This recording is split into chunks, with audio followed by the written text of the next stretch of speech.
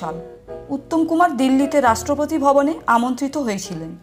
হারানো সুর ছবির জন্য রাষ্ট্রপতি রাজেন্দ্র প্রসাদ তার হাতে তুলে দিয়েছিলেন সার্টিফিকেট অফ মেরিট পুরস্কার।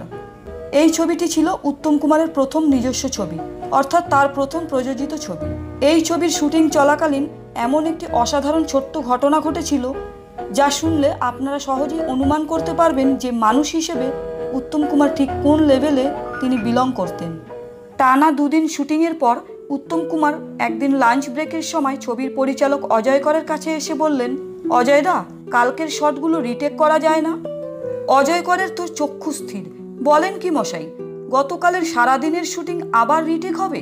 উত্তম কুমার বললেন, না মানে আমার যেন মনে হচ্ছে আমি যেন ঠিক সুবিধে করতে পারিনি, আমার কেবলই মনে হচ্ছে রিটেক করলে আরও বেটার হবে। অজয় কর কিছুতেই রাজি হচ্ছিলেন না।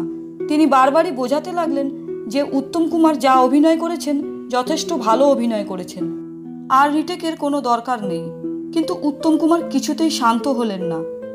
একরকম জেদ ধরেই বললেন, ওই শটগুলো আপনি রিটেকের ব্যবস্থা করুন। শেষ পর্যন্ত রিটেক হলো। আসলে রিটেক না হলে ইসমাইল আর কানাইকে উত্তম কুমার কিছুতেই বাঁচাতে পারতেন না। এই ইসমাইল আর কানাই ছিলেন পরিচালক অজয় করের ক্যামেরা সহযোগী। ঘটনাটা ছিল এই রকম যে আগের দিন শুটিংয়ের সময় এই 2 জন ক্যামেরাম্যান ভুল করে ক্যামেরায় সাউন্ড নেগেটিভ চাপিয়ে পুরো দিন শুটিং চালিয়েছিলেন। ফলে ছবিগুলি ঠিকই উঠেছে, কিন্তু কোনো সাউন্ড ছিল না। রিলের মধ্যে সম্পূর্ণ মিউট করা ছবি উঠেছে। এই মারাত্মক ভুলটা যখন ধরা পড়ল তখন থেকেই ইসমাইল আর কানাই ভীষণ ভীত সন্ত্রস্ত হয়ে পড়েছে। পরিচালক অজয় করের সামনে গিয়ে এই ভুল স্বীকার করার সাহস তাদের ছিল না। অগত্যা তারা উত্তম কুমারের শরণাপন্ন হয়েছেন।